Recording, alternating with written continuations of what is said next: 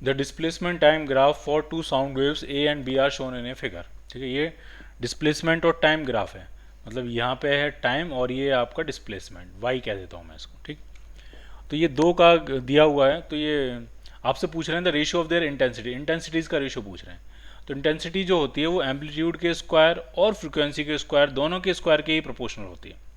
इसमें एक तो साफ पता लग रहा है कि जो ए का एम्पलीट्यूड है वो बी से डबल है, लेकिन जितने टाइम में ए ने आधा ऑसिलेशन कंप्लीट किया उतने टाइम में बी ने पूरा ऑसिलेशन कंप्लीट कर लिया। इसका मतलब बी की फ्रिक्वेंसी डबल है। ए का अगर एम्पलीट्यूड डबल है तो बी की क्या है, फ्रिक्वेंसी डबल है, और जो इंटेंसिटी होती है वेव की इंटेंसिटी वो एम्पलीट्यूड स्क्वायर और ओमेगा स्क्वायर दोनों के ही प्रोपोर्शनल होती है। तो इसमें क्या सिचुएशन ये है कि एक का एम्पलीट्यूड डबल है तो एक की फ्रिक्वेंसी डबल है, इसका मतलब दोनों की इंटेंसिटी क्या हो जाएगी, सेम हो जाएगी। So your answer will be D part,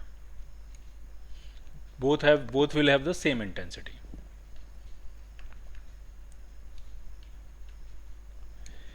In the given progressive wave equation y is equal to 0.5 sin 10 pi x minus 5x, maximum velocity पूछ रहे हैं पार्टिकल की। तो ये बहुत ही आसान है, मैक्सिमम वेलोसिटी पार्टिकल की जो होती है वो ए ओमेगा के बराबर होती है।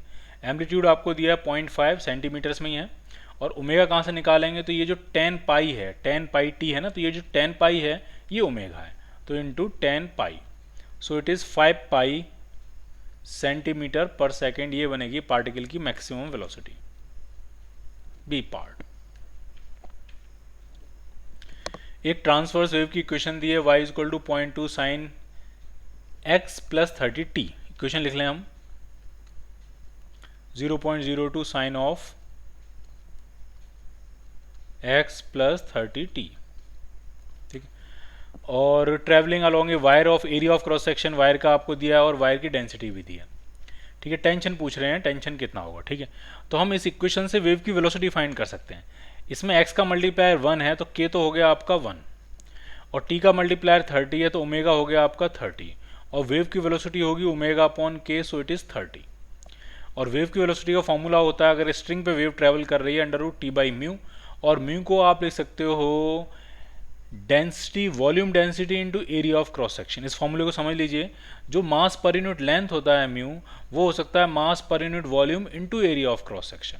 हम ये वाला फॉर्मूला इसलिए यूज़ कर रहे हैं क्योंकि आपको मास पर यूनिट वॉल्यूम भी दिया है और एरिया ऑफ क्रॉस सेक्शन भी दिया है, और हमसे क्या पूछा है, टेंशन पूछा है। तो टेंशन यहाँ से आ जाएगा, इसका पूरे का स्क्वायर करेंगे तो टेंशन आ जाएगा रो इंटू ए इंटू 900, सारी वैल्यू डालते हैं। डेंसिटी दी है आपको 8000 kg पर metre cube, area of cross section है 1 millimetre square, so it is 10⁻⁻6 metre square, और ये हो गया 900। तो ये 1 2 3 4 5, तो -1 पावर बचेगी, तो ये आपका आ जाएगा 7.2 न्यूटन, बी पार्ट।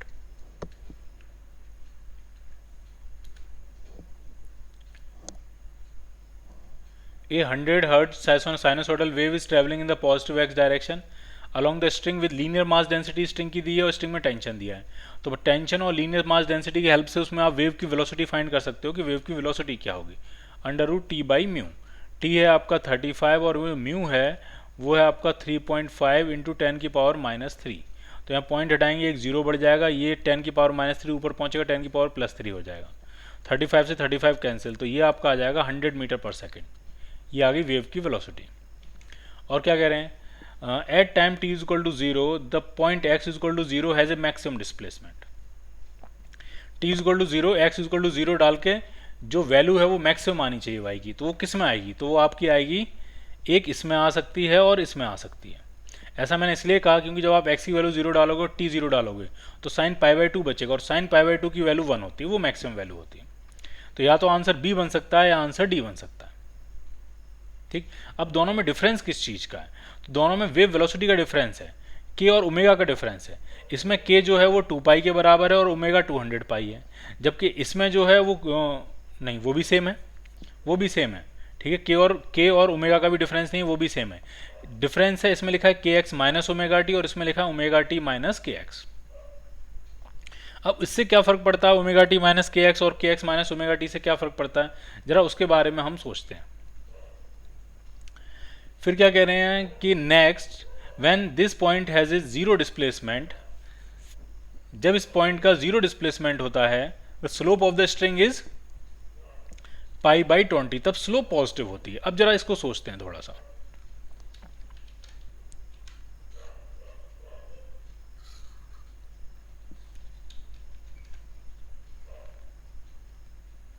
यहां बनाते हैं बीच में।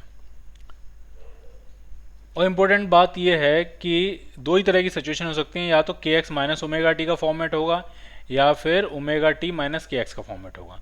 थोड़ा आसान करने के लिए ये जो π/2 है sine π/2 plus something cos something होता है, तो हम ऐसा कर सकते हैं, इसमें से π/2 गायब कर सकते हैं और यहाँ लिख देते हैं कॉस। इसी तरह से इसमें से भी π/2 गायब कर देते हैं और यहाँ से लिख सकते हैं कॉस। ठीक।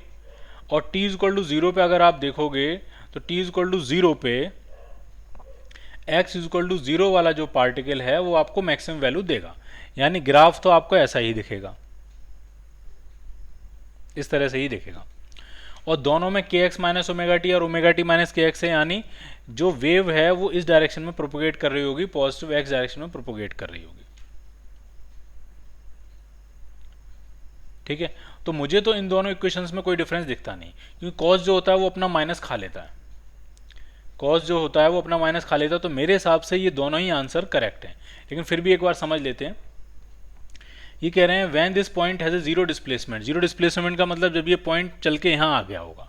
ठीक है, तो वेव अगर इस पॉजिटिव डायरेक्शन में जा रही है, तो जब ये पॉइंट चल के यहाँ आ जाएगा तो ये ग्राफ आपको कैसा दिखेगा, तो ग्राफ आपको पॉइंट बेसिकली पॉइंट जब चल के यहाँ आएगा तो ये मीन पोजीशन बन जाएगी, तो ये ग्राफ जो है वो आपको इस तरह से दिखेगा।